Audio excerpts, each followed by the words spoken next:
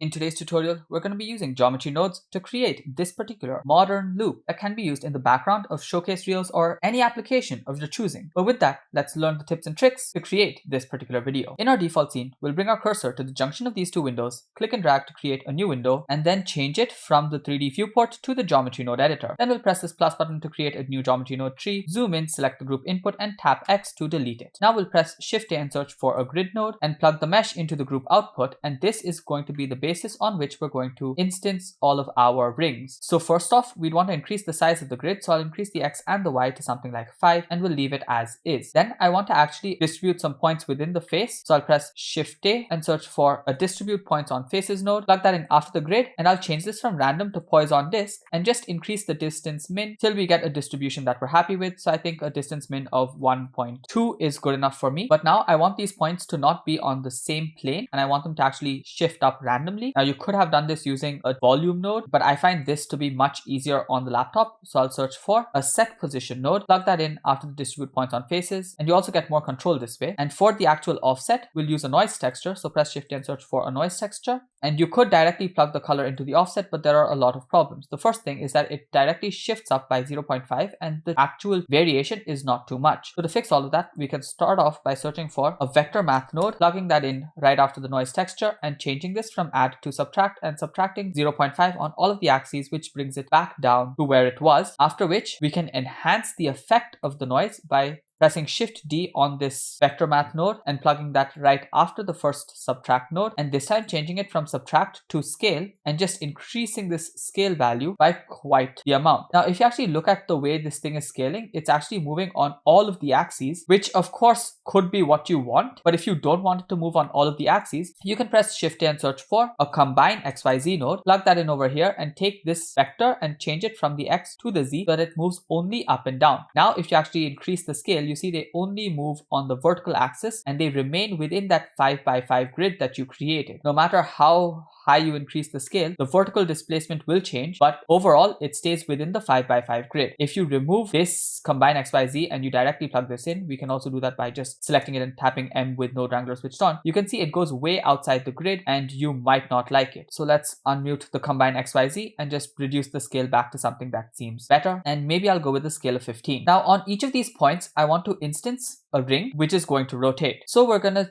go ahead and search for an instance on points node, plug that in after the set position, and for the instance, let's use a curved circle. Now with this curved circle node, when you plug it into the instance, you'll see that they're all turned parallel to the floor, but we want it to be perpendicular so that it faces the forward direction. To do that, we have to rotate it on the x-axis by 90 degrees. So we can just rotate it on the x-axis by 90 degrees and now they all face forward. But the problem is that they're all of the exact same size. We want some variation in the sizes, so I'll press Shift A and search for a random value node, and then I'll plug this value into the scale. Next, I don't want the maximum circles to be this large. I want them to be much smaller, so I'll change the max to maybe 0.5 and I'll increase the min from 0 to maybe 0.1. And that way I get a variation of sizes that I think suits better for my animation. Apart from that, if you actually zoom into each of the circles, you can see each of the individual edges, which I don't like. So I want to increase the resolution from 32 to something really large. Let's go with 256. Now that we have smooth circles, we can use another node to actually rotate these. So I'll press Shift A and search for a rotate instances node, plug that in after the instance on points, and now we have to actually use the rotation to rotate them. So we'll keep the pivot at each instance's origin itself, which means it'll be the center of these circles, which is 0, 0, 0, which is perfectly all right. Then I'll press Shift A and search for a noise texture, and we're going to actually use this noise texture to drive the rotation, but we don't want it to rotate about all of the axes, because that way you see they get these random rotations. We want it to rotate only about the Z axis. So to do that, we're going to use the same method that we used here by searching for a combine XYZ or just selecting this one and pressing Shift D and plugging that in after the noise texture. Then we have to connect the noise texture color to the Z value, and that way they're going to rotate only about the Z axis. But in this case, because we've rotated on the X axis by 90 degrees, the angle of rotation is no longer the Z axis, but is now the Y axis. And then you'll see that they all rotate about the Y axis. But because the noise texture gives a value between 0 and 1, there isn't much rotation happening. So to actually increase that, you you can again search for this scale node, or you can just duplicate it from here by pressing Shift D, plugging that in after the combine XYZ and increasing the scale by a huge amount. And that way each of them get their own random rotations. Next, to actually animate the rotation, we're going to take this noise texture and we're going to change it to 4D, and later on when we get to the animation section, we'll actually duplicate this noise texture and use the same technique that we've used before, which is by changing the W value by a really small amount to get the rotations and using 2 of them to actually make it looping. Next, we actually want these circles to be present in the final render, because right now if we actually switch off overlays, nothing can be seen because it's just a curve and not real geometry. To convert it to real geometry, we can press Shift A and search for a curve to mesh node, plug that in after the rotate instances node, and for the profile curve we'll use another curve circle. So press Shift A, search for a curve circle, and we can start off by plugging it into the profile curve. Clearly the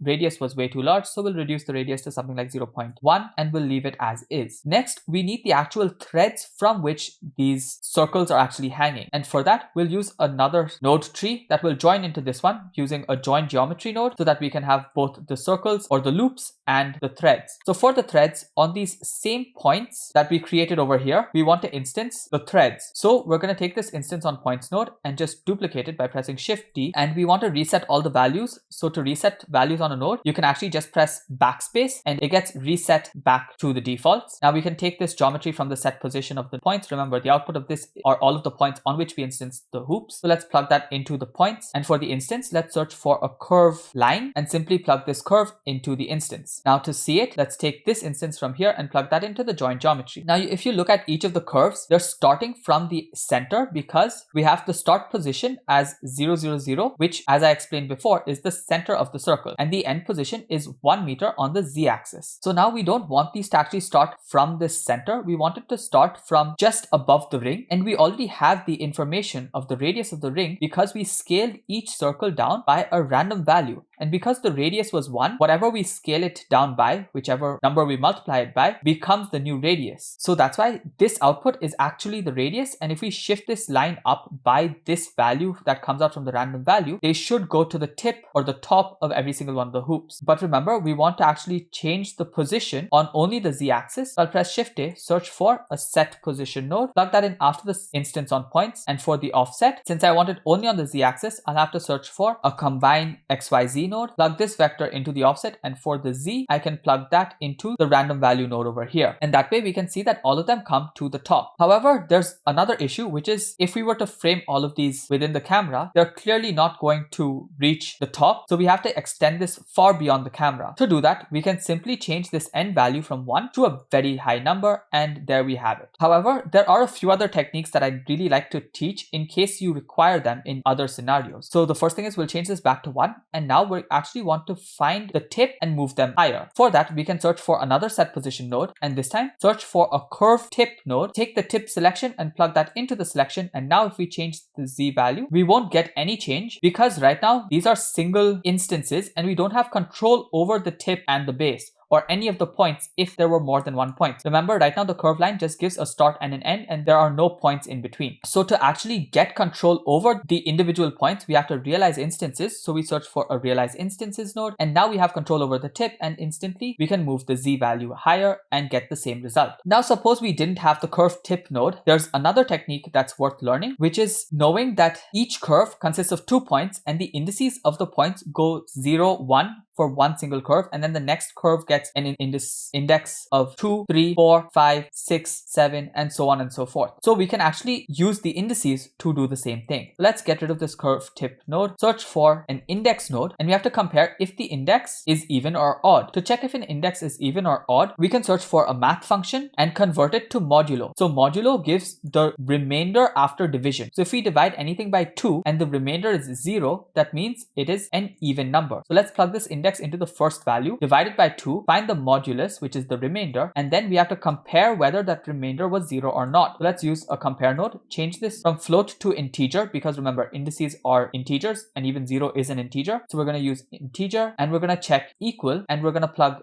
this into the first socket, and the output of this can be plugged into the selection. So now if we actually change the offset, you see the base or the bottom is moving, and that's because the index starts from the bottom and then goes to the tip. So it goes 0, 0, 1. So the actual tips are all the odd integers. So to check if it's an odd index, all you have to do is search for a Boolean math node and change this from and to not. So now if you change the z value, it moves up exactly how we want it. And that's just another node setup that you might find helpful in many other scenarios. So for now, let's disconnect that, remove all of these, remove the realize instance and the set position, connect this up here, and simply change this end value to a really high number. Next, again, if we switch off overlays, those strings are no longer seen because we need to give the string some thickness. So for that, we search for a curve to mesh node, plug that in after the set position, and search for another curve circle, plug that in into the profile curve, and reduce the radius down to 0.01, and now you have the strings. You could go even lower if you want. It's all personal preference at this point. Beyond that, we don't need it to be this high of a resolution, so we can reduce this as well, maybe go down to 16. It won't make a difference in the final render. Now, before we finish off the geometry node section, we have to set materials so that we can move on to the texturing, and then we'll do the animation. So for the materials, let's press Shift A, search for a set material node, plug that in right after this curve to mesh down here. Remember, this is for the rings. So let's go to the materials, change the default materials name to rings, and then select rings from here. Then let's press this plus button to create a new slot, press this new button to create a new material, and this time we're going to name this strings, and then duplicate this set material node by pressing Shift D, plugging that in here, and this time choosing strings. Now I want everything to be shaded smooth even though they look really smooth, so I'll press Shift A, search for a set shade smooth node, plug that in after the joint geometry, and now everything is shaded smooth, and we are good to start off with the texturing and materials. For that, let's switch over to a viewport shading of rendered. Then let's go to the actual render properties, switch on bloom and screen space reflections. Then let's change our geometry node tree to the shader editor and start giving them the materials. So first, strings is already selected. So let's go ahead and just play around with the string material. We want this to simply be completely metallic, and I want the roughness to also be as high as possible, and I want to give it a base color, maybe a nice bluish tint, because everything's going to be bluish in this particular render. Then after that, we want to play around with the rings. So let's go to the materials over here, choose rings, and for the rings, I want some of them to be metallic, but I want some of them to be emissive as well. So to get a random selection of them to be emissive, we'll first go ahead and increase the emission all the way to 1. But then we'll press Shift A and search for an object info node, and then plug this random value into the emission. And for better control, press Shift A and search for a color ramp, change the type from linear to constant, and then as you bring the right slider in, more and more of them should start getting lit. So right now only one is lit. If I continue increasing the slider, you see another one gets lit over there. So you can choose exactly how many of them you want to be lit and how many of them you don't. Then we can always increase the emission strength to something like 10 so that we get some nice bloom. And if you think the bloom is too much, always go back to your render settings, expand the bloom, and change the intensity to maybe 0.02, and that should be all right. Next, to make the rest of them metallic, all you do is increase this metallic value all the way to 1, change the roughness down to maybe something like 0.3, and maybe I can give this as well a base color of a slightly bluish tint, and there we have our rings. With that, we need some material for the background. So we'll press Shift A and then search for a plane, select the plane, and then go RX90, then just press GY and move it to the back, and then scale it up so that it's fairly large, and then give it its material. So let's press this new button to create a new material. And for this one, I don't want it to be metallic. I just want it to be completely rough so that it evenly spreads out the light, and of course give it a similar bluish background, extremely desaturated for the background. Once you're happy with that, we can go ahead and set up our camera. So let's select the camera from the outliner, press Alt G to clear location, Alt R to clear rotation, and then press RX90 to rotate it on the x-axis by 90 degrees, and then press GY to just bring it back a bit. Then you can press 0 on your numpad to go into the camera view, press GY and move it back till it frames everything. And you see we don't want these shadows of the strings to come on the wall. So let's choose the light, go to the light properties, switch off shadow, and that should be all right. Next, I can press Alt G to clear the location of the light and change the type from point to area. Then switch on overlay so that I can see what I'm doing. Go out of the camera view and just select the light and press Alt R to clear rotation as well. Then press GZ to move it down. And then you see there will be this little yellow dot. Just take the dot and drag it up so that it's pointed to the wall. Then you can press 0 to go back to your camera view and press GZ to just bring it up till it's just above the camera levels, or let's move it lower. Let's bring it here and then just drag it up so that it's pointed somewhat like that. And let's increase the size on the x-axis and the y-axis as well by a little bit. to make it nice and soft. Just press R to rotate it till it becomes in line with the camera. And now let's reduce the power from 1000 to something like 200, and that just gives a nice lighting. I think I'm going to change the scaling a little bit, move it around till you're happy with the location, and that should be all right. Then I want a few more lights, so I'll press Shift A. This time I'll search for a point light. I'll increase the radius to maybe 5 meters, increase the power to maybe 200, switch off shadow as well, and then just press GY, bring it back, GZ, bring it on top, and that should be all right. You can keep adding in more lights, and that'll cause different reflections on these metallic rings, and you'll get different results, which will look really cool. For now, I'll leave it at this 2-point light setup, and then I'll start the actual animation. For the animation, I'll go to my output properties, change my frame rate to 30 frames per second, change the end frame to 150 so that it's a 5-second long loop, change the output folder to wherever I want it to be, change the file format to FFmpeg video, go down to the encoding, change the container from Matroska to MPEG-4, and output quality of perceptually lossless. Then I'll select the geometry node object again, change back from the shader editor to the geometry node editor, come down to the noise texture, and then press Shift D to duplicate it down here, bring up the timeline a little bit, then press Shift A, search for a mix node, and you can use the mix color directly, bring that in, connect the color from the second noise texture into socket B, and now press the back arrow on your keypad to go to frame 0, change the W value on both of them